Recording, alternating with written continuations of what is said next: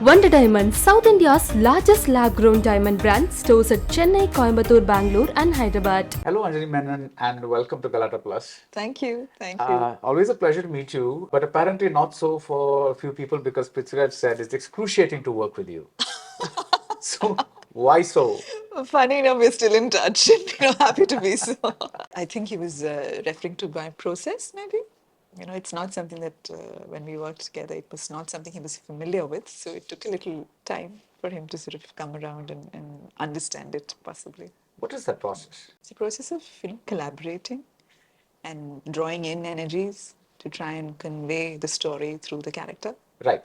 Now, getting a little more specific, let's say you have a scene where Prithviraj has to do something sad. How would you convey that to him? Like, what is the thing that is so different for him that he found it excruciating? I don't usually, tell people, okay, this is the point I need to get to. That is not usually the way. I would tell them the situation, and they know the character arc, they know the story, and they have to find it within them to react and respond to what is going on. So I think that is maybe what he was referring to, and it's not about getting them to do what I want. No, I'm exploring the character through them. Right. So they are my conduits. I'm trying to swim in a certain direction, and they will take me there. So in that moment, I think actors don't have an easy job. They're the ones who are inside out on the set, and they have to respond from a very deep place to whatever is going on. And in that moment, we will discover together where this is headed. So that my job is only to find that most honest moment. That's my only job. So the rest is their doing. So I can only prepare the ground and lay it out and say, now walk and do your thing. So it's up to them to take me there, and my only contribution can be to gently guide them in that direction. You have quietly, without telling anybody, made a movie called Wonder Women. Wherever the giant ads, the billboards, the advertisements, Anjali Menon launches a new movie. Where was all that? They're never there. By now you should know. No, I get very, how does one say? I get very perturbed when there's too much attention on anything. I'd rather just go into a shell, be in a quiet corner and do our work. Right. This attention is unwanted until, the product is ready. Till then it's like Pitch said, we're exploring, right? Right. Yeah, it's difficult to define it and talk about it before that. We'll get to that in a moment, but before that, I have two questions. One is, do you have a favorite among your films? No. No. Not at all. Okay. Favorite is what is yet to be made. The second thing is your screenwriting process, because your films, there's 2008, Manjari Kuru, 2014, Bangalore Days, 2018, Koode. There's a lot of time in between the films. And I'm sure there are other things as well. But I think you take a lot of time with the writing. About a year maybe? Easily. Easily. Okay. Easily. Yeah. So what is that process?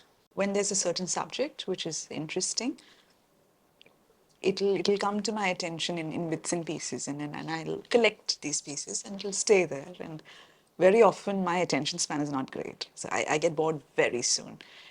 Very often, it just comes and it goes and that's it. But there are some things which just stay and they sort of niggle at your head and they say, hey, look at me and, talk to me. Those are the subjects that I'm more intrigued by. And then one starts to gather more information, one starts to try to understand a certain milieu. And I think the subject kind of talks to you. Okay. And when that connect is formed, when I feel there is something that is in this that I would like to present in my way, when there is something that I can contribute to, that is when I'm actually committing to doing something about it. And I do not write until I'm bursting to write. Because... Till then it's all in your head. Yeah. Or do you jot on? Nothing. Okay. Nothing, because there are so many narratives that come and go, right? So it's you're testing yourself as well. Are you ready to commit? Yeah. And when you do commit, because then everything else ceases, right? It's only that. So Yeah. there's a certain energy you put into it, a certain focus you put into it, and for me that's a lot. So to arrive at that, it takes a little time. So it's not like, the years in between these films I'm sitting and writing. No, I'm not. It's a lot of time to even arrive at a subject that Right. you want. Right, but when you do decide to write, there's a specific process which we were just talking Yes, about yes, yes. before Yeah, this interview. yeah. So, do you want to just talk about that? See, usually these subjects come to me in certain scenes, certain characters, certain moments. Let's call it moments, right? So I usually prefer to, maybe I'll put down like a little synopsis somewhere, but it'll be a very fluid one without like a real ending or anything. It'll be just touching the subject, just for me to have it in my head Right. what this is. But it's in the screenplay writing that I'm actually finding my narrative. And when I say screenplay, for me it is full screenplay with dialogue. Okay. So it's, you start with your location, you go into the action, and this will keep evolving. There'll be so many drafts, right? But that first screenplay draft is where I really find my story. Right. I think every writer has a different form in which they find their story. So for me, it is definitely the screenplay. And in that screenplay is when I meet the characters and when they start going off in directions I did not anticipate. Sometimes it's in the dialogue when the way someone speaks, you realize, oh, okay, maybe they're from this place and maybe they're not from that place. And what are the dynamics? So it's a, for me, it's a much more instinctive form, the screenplay. Right. And later is when the craft sort of kicks in. I think the logical, analytical writing, which I think is much more to do with structure. So I separate out the processes. For me, the creative, instinctive part is the screenplay, and that is usually written in a linear form. And after that, it is from that that I sort of cull out my, your step outline or whatever it is you like to call it. And then there's this sort of, shuffling that happens with scenes about, is this the best way to tell this story? Do I want to give the end first and then the middle, then the beginning? Where do I want to go back into another narrative loop? Do I want to tell this through this particular perspective?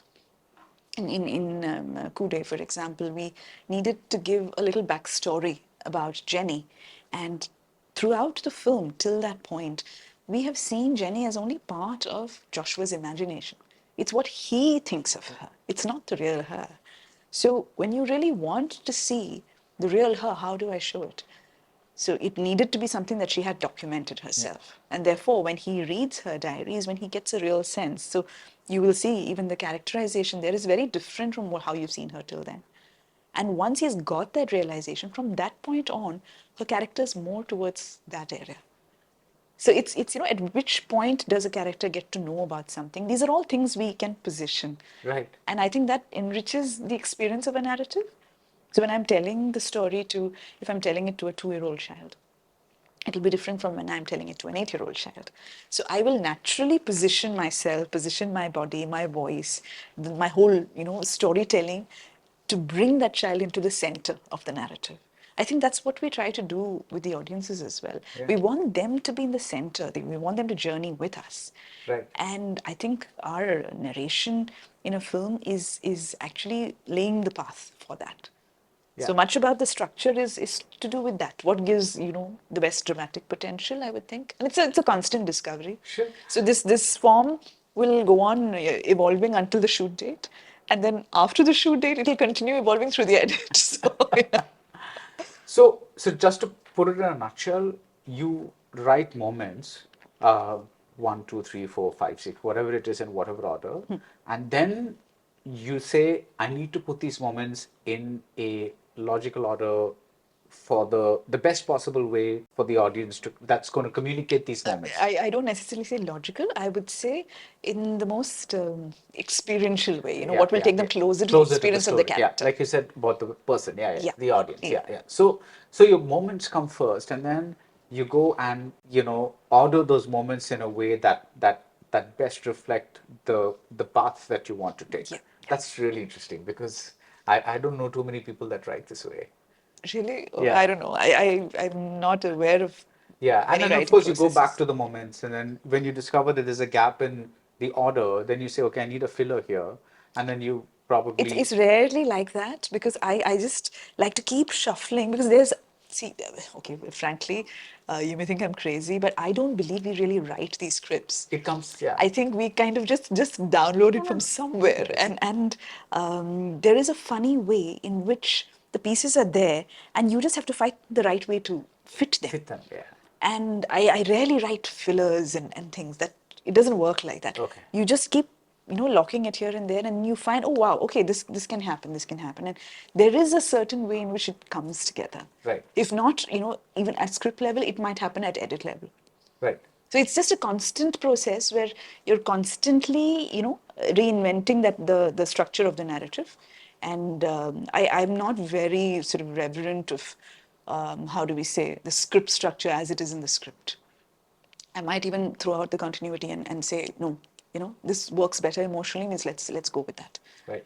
So I just think it's it's like playing, isn't Yeah, it? yeah, It's, yeah. you need to have that open energy. Right, Then I think one tries to get. I mean, at least see, we can all theorize about it, but at the end of the day, the audience will tell you whether it's working or Yeah. not. When Wonder Woman came about, it's the result of a documentary that you were making? No, it's a subject that I've felt very passionately about, and I was researching to do a documentary on it, but there was this opportunity to do a little fiction piece, and I said, why not? It's the same content, the same research.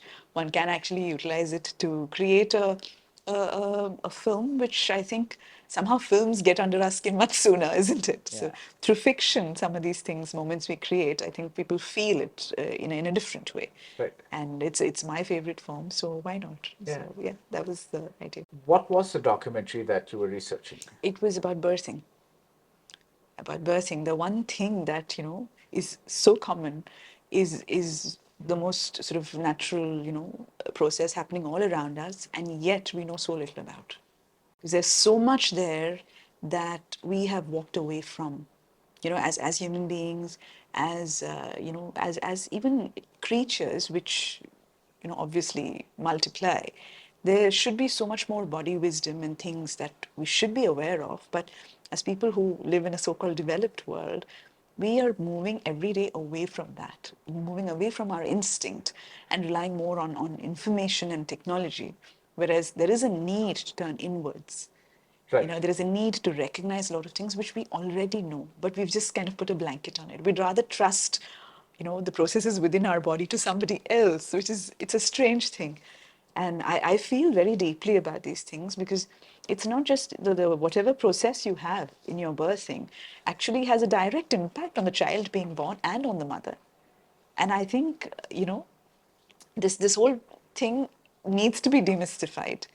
This is not sort of medical knowledge. It's the most natural thing happening in your body. Right. So it's something that all of us should have access to, that kind of understanding. And a lot of it is about trusting oneself. I think, that's the basic thing. We've moved so away from our instinct that that trust that one has in one's own wisdom is just gone. So I think we really, I would urge everybody to, whatever one is going through, to feel moments, to understand what's happening. Even if you talk about pain, pain is very often a guide. So rather than, pop a pill to kill the pain, listen to the pain, It's like I can't remember who it was it Bukowski who said, sit down with your pain, drink a tea, understand it, and then send it packing. So I think these are clues for us to be able to live a more enriched life. And instead of putting a lid on it, we need to really face it and deal with it. So yeah, so all that is a bit out there, but in the film, we're approaching it in a very simple way where we relate to simple happenings in everybody's life. Right. It's a bunch of people coming together who don't know each other, and how friendships are formed, how there are no expectations, there are not even understandings about one another, and yet people can empathize, people can relate, people can connect. So I think in all my films it's about connection at the end of the day. Yeah. I like to think of your films as very unique takes on relationships because they are, for example, if you take Fahad and Nazriya in Bangalore Days, the basis of a couple that doesn't understand one another, that's not really a new thing in movies. But the way Anjali Menon presents it, writes it, gives it to us, makes it very Anjali Menon-esque. It's something that I genuinely You feel. threw that word at me last time as well. Yeah, it's something that I think that's the most difficult thing to do, because I think it's nothing is easy, but I think it's easier to write brand new things than to take in something that one has seen in some shape or form and then give your own take on it that makes it feel very different, which means that you're pouring yourself into what you're doing, I guess. I think it's the same empathy. You draw yourself into characters and you try and feel those moments and try Right. and share what you think would happen. Right. When you have these multiple character narratives, as in all your films, of course, are multiple character narratives, but let's say the bigger multiple character narratives, like let's say Bangalore Days, or now Wonder Woman, where there are many, many people, like what to say, is there a little extra energy needed to enter each one of them and make sure that, everyone is as distinct as possible? I've realized that I'm incapable of writing fewer characters. I start every film saying it's going to be two people in a room, and then, I mess it up. And Koode came close. oh, I don't know. I tend to write too many, I think. But maybe it's because I'm greedy. Maybe it's because I love people. I like groups of people. I like the whole thing of when, multiple people come together, the dynamics which are there, which creates a very, very interesting energy. And in this one too, we had quite a few, people in the film, and each character was from a different milieu and, had their own background. I get excited by that. Right. Because it's really challenging to keep everybody together, and more than anything in this set, my God, the energies were peaking. So it was actually to be able to sort of, control it and take it towards work, because everybody was having too much of a good time. And I'd be like, hey, we're here for work. Let's get down and do that. That energy is something that I think, to be able to move it towards a constructive space, that is the challenge. But getting them together and to witness the marvelous, burst that happens, this is awesome every time. It's very inspiring. Right. Where, you think of people and you think, do you think this person might get along with this person? In this case, I had worked with almost all of them, Right. and one or two, even if I've not worked with them in an actor capacity, I've worked with them in other capacities. And I thought, it might be interesting to see, but I just did not anticipate that all of them would gel like this and literally go crazy. Because the level of warmth that you see in the film between the characters is actually something which was there on set. Yeah. And there's a certain, how do we say, a no holds barred kind of acceptance of one another. And they were all in such a beautiful space that way. So I just needed to get a little of that into the film. And it was their doing. They were awesome with it. Yeah, and it's such an interesting and diverse cast because, on the one hand, you have people like Nadiya Menon that you worked with, and like you said, on the other hand, you have people like Padma Priya or Amrita Subhash that you have not worked with. Padma was there in Manjari Group. Oh, she was there in She Mandalore. was Yeah, there, yeah, yeah. yes. And we work very closely together in the Women in Cinema Collective as well. Yeah, yeah. Is there a difference between directing an actor whose process you know versus an actor that's new to? I think, yes, definitely. I mean, there's a certain comfort level and everything. But like I said, because I had a familiarity, it was not necessary that they had to be acting with me. It could be that we've done something else, and we've just gotten to, know each other. And there's a certain thing, I think it's more from the actor's side, that they need to have that faith. And fortunately, all of them did, and they just sort of, let themselves go, and I could do what I wanted. So that was lovely. I think once that faith is established, no matter in which format, then it's there. Right. So even with my crew, it's the same. Yeah. People you've worked with, you may have a little bit more faith, but it builds very quickly, Yeah. doesn't it? Yeah, and also every film has its own energy. So even if you worked with a person before, there's always something new that comes into the picture. Absolutely, absolutely. Because see, with actors, they go into character and they kind of stay in character, right? A lot of them, where when they're sort of dedicated to the craft, then it'll be a slightly different person from who you've dealt with the last time. Yeah. So that is a pleasure to watch, because you're also observing, you're understanding, and you also don't want them to be like something that they may have done before. There's a certain kind of chemistry that happens between a director and an actor, and you don't want to be replicating the same thing. You'd Right. rather have, you know, them evolve in a new way. Yeah. So yeah. One of the interesting things about this film is that it's largely in English, even though there are snatches of the languages that these characters, Speak speak authentically, because yeah. of where they come from. How did that decision come about? See, that is something that actually it's the most natural instinctive decision, because see, when you and I are talking to each other, which is the language we're using, it's English. Yeah. And frankly, you've seen the trailer. I don't think people really notice it even until you talk to them about it, because it is very instinctive for all of us to be using English.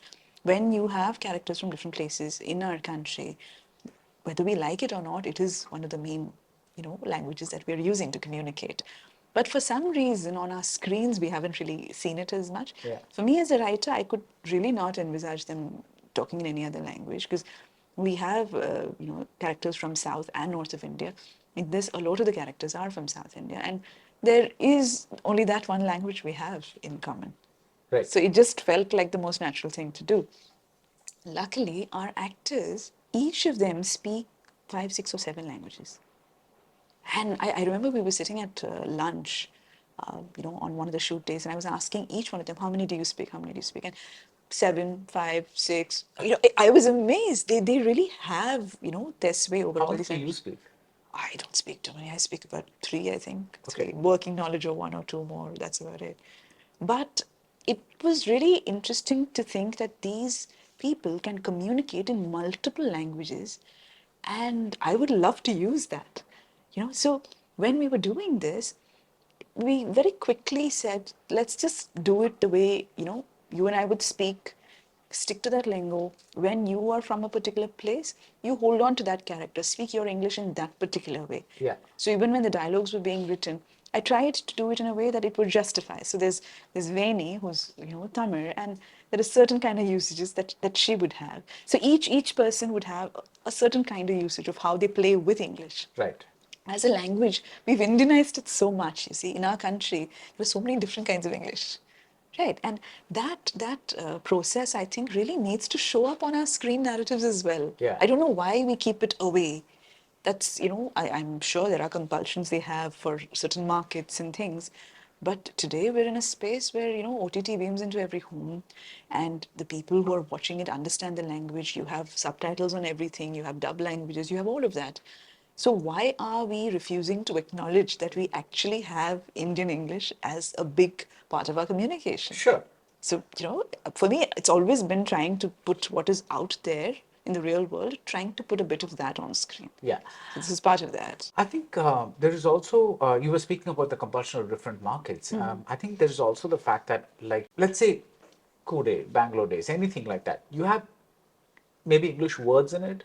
You have little English things, but largely the film is in one language. Yes. Because it's the language that the entire state speaks, as opposed to maybe people in Kochi or the metros who've had English language education. Because there are still many people who go to schools in a vernacular medium and And more than that, it's the local language. It's you the know? local It's language. the language people think in. Think in. So therefore, you know, you set it in that particular language. Right. So you may end up alienating a lot of people if you make a movie entirely in English, which is why I think not many Indian English movies have been made. So, you know, my counter to that is that there are a lot of people who are genuinely speaking English as their first language in this country. There are.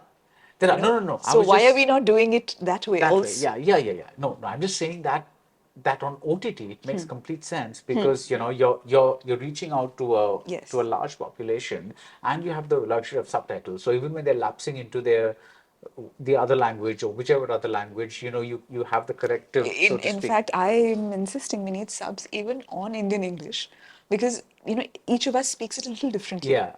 So we need to have that. So the whole multiplicity of it, that is what we want to bring on board. Right. That we use all our Indian words, we do all of that. So it's exactly the same logic about putting out the language that people think in, Yeah. people feel in. So this is another one of those languages. That's Right. all. But the concept of doing this way came about because these women are from different places. And this is what Yes, unites them, right? yes, yes, because this is them, multiple people coming together into one space. Yeah. And rather than force a language that is alien to them or they don't understand or they wouldn't naturally communicate in, it was, to take the obvious choice. Right. So that was the idea. And Okay. I'm very happy my producers back me up on that because it's important to, acknowledge that. Yeah. Because I find it very strange that we have such few and far between films which are in English. Yeah. Hypothetically speaking, you could have done this movie with a prenatal class in Kerala, where everybody speaks Malayalam, or in Maharashtra, where everybody speaks Marathi, or in Bombay, or whatever it is, where everybody speaks Hindi, whatever it is. What energy does this bring that would not bring? Because there too, you would have a multitude of The characters. thing is, it is actually a prenatal center in Kerala. It is in Kerala. It is in Kerala. Okay. But there too, this is what is going on. That you have multiple people from different cultures coming in together and this is how you're communicating. Right. So I've not taken this and set it in some big A city. No, not at all. Right. This is very much, this one is set in Kerala, but these characters are from everywhere. And like always, you just get the best people for these roles. And I for one was like the person who stood out the most for me was Nadiya, because it's such an un-Nadiya like role we've seen her in, and it was so nice to see her in that space. Like Oh, she's been lovely to yeah, work with. yeah. Really nice. Did you always have her on your radar that I want to work with her sometime? Definitely, yes, absolutely. I think we've been wanting to work together for a while, and it was just about finding, the right space, and also she plays a very interesting character, I think, in the film because what she's brought to it. There's certain energy, there's a certain warmth, and at the same time, there's a certain wisdom which comes with her. She's been very excited about doing this because it's not a typical, character of a certain age which is always stuck as, Yeah. somebody's wife or somebody's sister or somebody's mother. This is somebody who's defining herself. And that I think she enjoyed that very much. Right. So Right. it was good fun, to Yeah. collaborate with her on that. Now, Anjali, you've written movies or rather a movie that has been directed by somebody else, Ustad's Hotel. Anwar Rashid, yes. Anwar Rashid, yes. But when it comes to your own movies, you've always been the writer. Is there a resistance to having somebody else writing a movie that you are going to direct? It's not a resistance. It's just that I think one really needs to be in sync to, be able to collaborate with a writer. And between Anwar and me, we had that sync. We have it where, you communicate in a certain way and you understand, and there's faith and trust is there.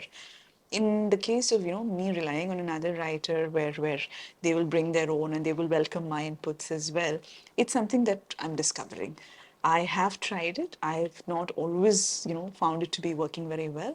But recently, I'm collaborating with a writer on a narrative, and so far it's looking good. I'm excited actually, Okay. because there's a beautiful energy that somebody brings in, which is not your energy, and therefore it is beautiful.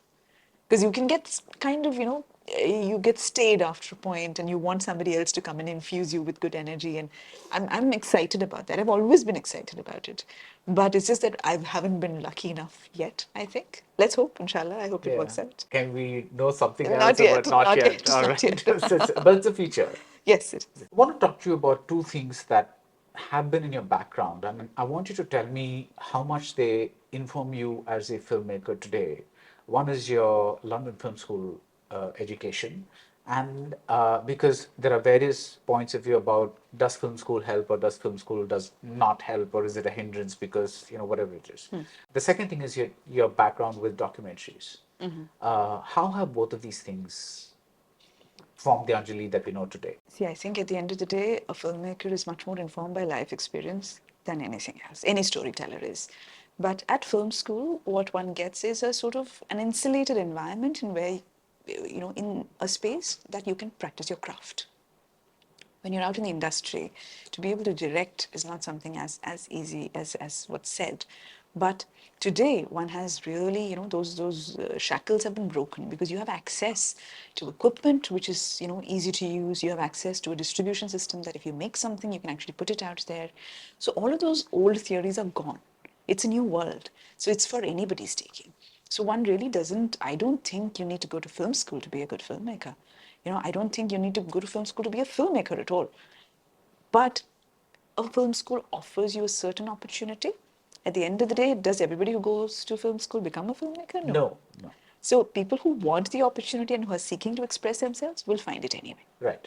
And in today's world, given all the tutorials which are out there, I find myself so often looking up these tutorials to learn new things, because it's not a field where we can just sit back and relax. You have to Right. keep learning these new things. Yeah. And that is very exciting when you're passionate about your Yeah. craft. So that, I think, today is for the taking. It's really not about film school. It's about how driven one is towards the medium. And I think all of those old notions are gone. I really think people have much more access to the medium. And as a result, there's a lot more creative voices out there.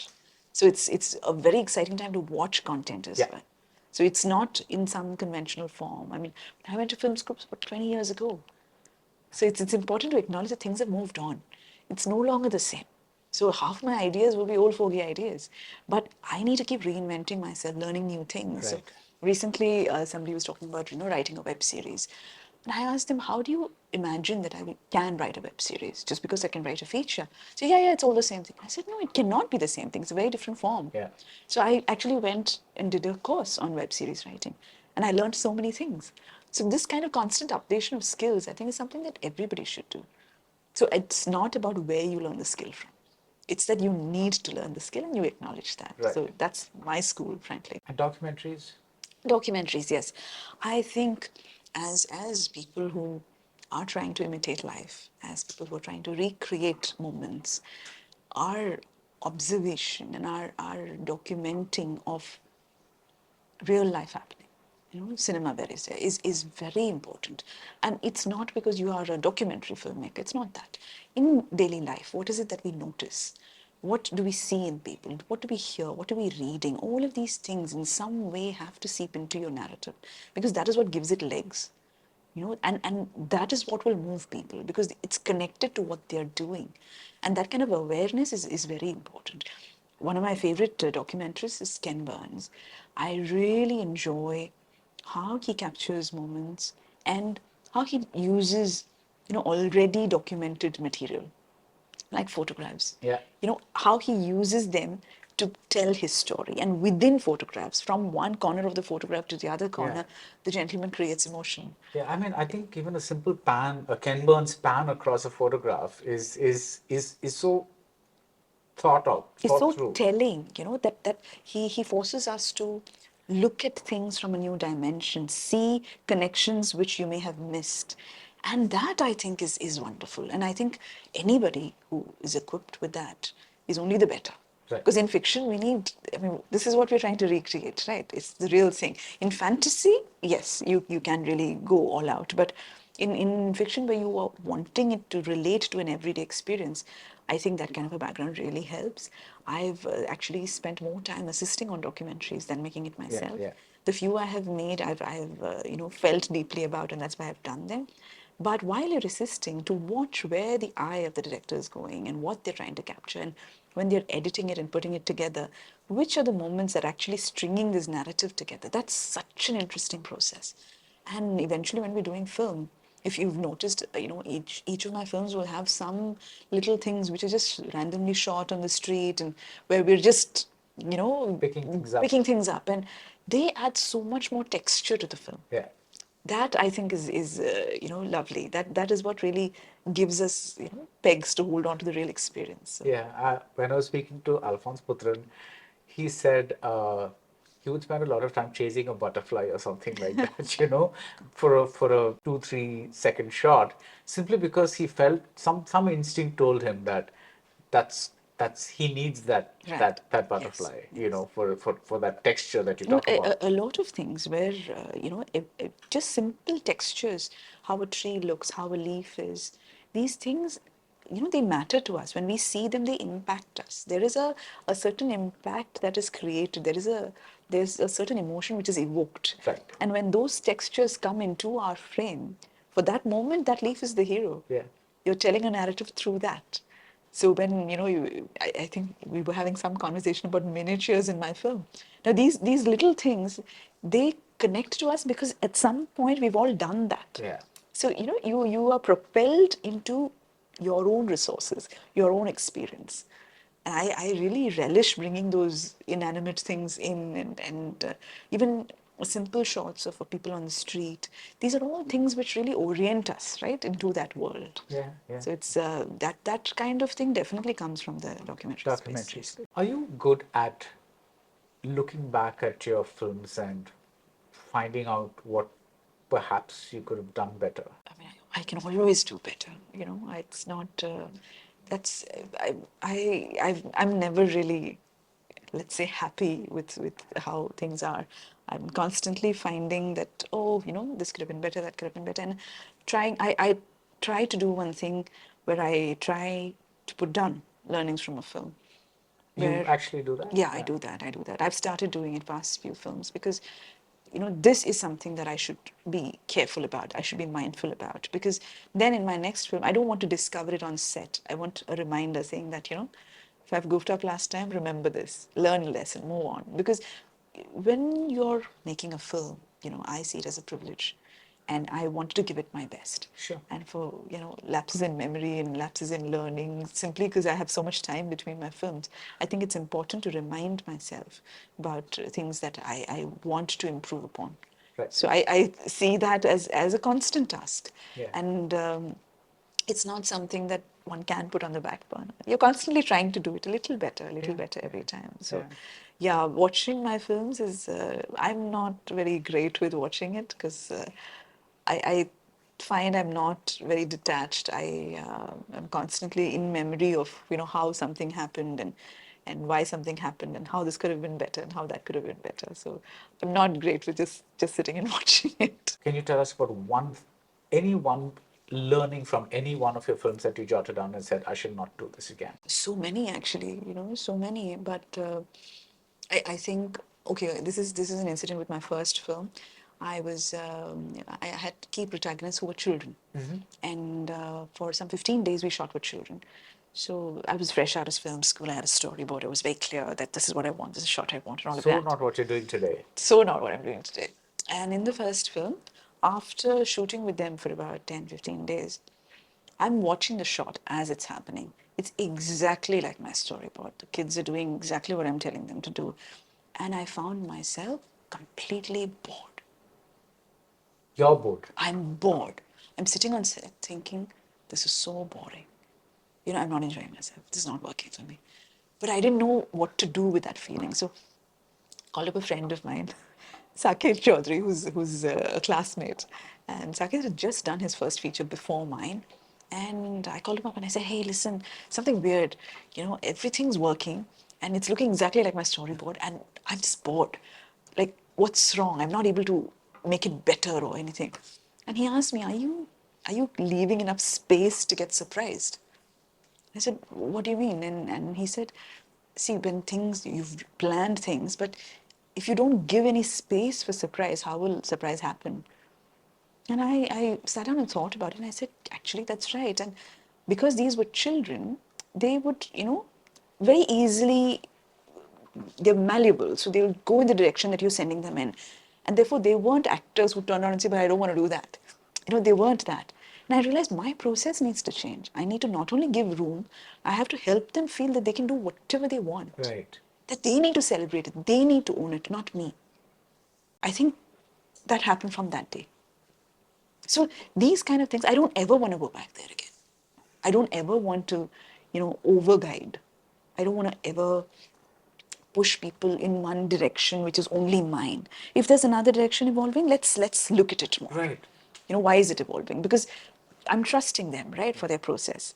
So it's and children are such lovely guides actually. Yeah. Luckily for me, the next week onwards, the actors came in and they started doing their own thing. So it was great fun. Yeah. You know what's so surprising for me? That so many modern day filmmakers believe this to be the right way. That is, plan do a basic plan and then pretty much leave it to like a little bit of chaos to kind of enter the thing. But one of my favorite filmmakers, Hitchcock, he he pretty much storyboarded everything, and all he wanted the actors to do was exactly what he wanted. And he's made about, I mean, so many of his films are absolute masterpieces that you can see again and again. Yeah. But you also realize that they are the result of extraordinary control, Yeah.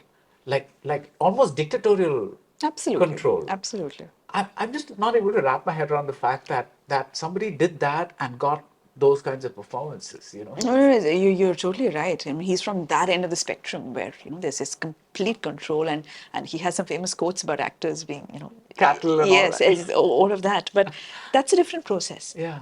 See, creative processes are many. So I don't think we should get out of one box to climb into No, another. no, no. I'm not saying which is better or worse, but I'm just trying to, imagine True, because one really wonders that, oh my God, how was that, yeah, and executed? how did he escape the boredom of shooting? Because Yeah. he's planned it out. He's just so shooting becomes just a process of execution. Exactly what. So there's no, I just wonder what So the went. collaboration, I'm sure, would get limited even with the crew. With the crew and the cast and everything. But I also think it's a lot to do with personality, Yeah. where you bring your personality to your set and to your work. So perhaps in his personality, the dominant need Need to was to control. control. Yeah. And that was being satisfied, and therefore he was able to bring out work which was great quality and yet satisfied his need. Yeah. My individual need may be to connect more than to control, or to explore. That's beautiful. So Yeah. Yeah. it's I think we bring our personalities in. And that need, when a filmmaker's need is satisfied to some extent, I think that is what will spill into the work. Right. So there's probably a greater chance that someone like Hitchcock might go wrong less. And because you're trying, you might slip up a little more, but your process is more satisfying to you. To me. To me, yeah, To me, yeah, yeah, yes. To yeah. someone like Hitchcock, obviously it's all crazy. Yeah. So it's these are totally not comparable. Yeah, yeah, yeah, yeah. And It just sprung to my head that because when you were saying about, you were talking about the children and how bored you were of the storyboards, the first person that sprang to mind was, right, him. right, right. So No, no, that, yeah. I totally get that. Film school, that's the first thing you're shown, the Hitchcock's retrospective, because you need to know all of those films. And see, the more I find, a few years ago, I was taking my son to pottery class, and I had to be there for an hour. So, I had nothing to do. So the teacher said, "Why don't you play with some clay?" And she handed clay, and I have never done any clay work. And it was the first time I was handling clay, and I realized that, okay, I'm going to make something. I don't know what it is. Today, depending on how soft the clay is, what the weather is like, what my hands feel like doing, what my mood is, I'm going to shape this into something. And by the end of an hour, something would be made. Did I know at the beginning of the hour what it would be? No. But by the end of it, there is a functionality to it, there is a certain appearance to it, there is a form to it, all of that is happening. And it's happening in a very physical, instinctive way. And it just made me think that, oh my God, this is such a beautiful way to look at it. Yeah. I mean, think about making a film like that you're not really sure. I think there are a lot of filmmakers who do that and they make wonderful cinema. So it's a process which is very difficult when you're in a collaborative medium. If Right. you're an artist and you're a sculptor and you're doing it yourself, it's fine. But here, 100 people are working with you and they're wondering, That's the where are you that's going with that's this? why Prithviraj said excruciating. Excruciating. We've come full circle now. You see? Fortunately for me, it's that I have a crew that backs me up. Yeah. That jumps with me. And yes, I put them through hell possibly, but our whole thing is to just keep prepping to enable the improvisation. And that is when, when a shot is done, I'm not the only one recognizing the honesty. We'll all look at each other and think, yes, we got that. It's that sync is beautiful. So yeah, I think it's just that constant reinventing. So today it's clay, maybe tomorrow it'll be something Yeah, else. that's a lovely way to put it. Next year will be uh, 15 years since Manjari Kuru came out. 2008, 2000. 2012 actually, because it released in But 2012. yeah, but But yes, the festival thing happened in yeah, in 2008. Yeah. 2008, Oh my yeah. God, really? Yeah. Oh, that's very few films. No, but it's also a long time. Yeah, yeah, it is. What It is. what's it been like? Wow, I never thought of it that way. I just feel like I'm still in very early days. It's been a very interesting ride. I feel very privileged to be able to work in this medium. Yeah. It's something which is, for me, very personal, and yet something that I am able to, you know, connect with people I don't know. There's a very strange combination there. Yeah. You know, and someone sitting somewhere, if they're moved by something we've put in a film, that for me is the biggest blessing. It's the biggest pleasure. That's what makes me do what we're trying to do. And yeah, it's just been that basically right from day one. That's what the thing is. It's to form that connection, and I hope to do narratives which help me get there more. You just said very few films. When I said 15 Yeah. years, do you want to start making films faster? No, I in the past of in those 15 years, 11 have been, with a little boy at home, and that's my role where I am even more privileged. So I've been very fortunate that I could spend that kind of time with my son. But now that he's grown up, I'm hoping that yeah, we'll together make more films. And yes, I think the number's going to go up a bit. I've ended up shooting 3 films this year. So What are you saying? yeah. So we did this feature. I shot a documentary and also another short for an anthology. Nice. So nice, yeah, so nice. my ratio's changing slightly. Very nice, Anjali. Thank you so much, and really looking forward to seeing Wonder Woman. I love the Look forward to your title. feedback. Yeah, no, the title is very interesting, and Thank you. there's almost like a superpower like quality that the title suggests, which I'm sure the movie's not going to have. In terms of they're going to be about regular people, right? In It's terms of about regular people who maybe have superpowers. very nice. So That's wait and see. wait and see. And thank you. Thank you very much. Wonder Diamonds, South India's largest lab-grown diamond brand, stores at Chennai, Coimbatore, Bangalore and Hyderabad.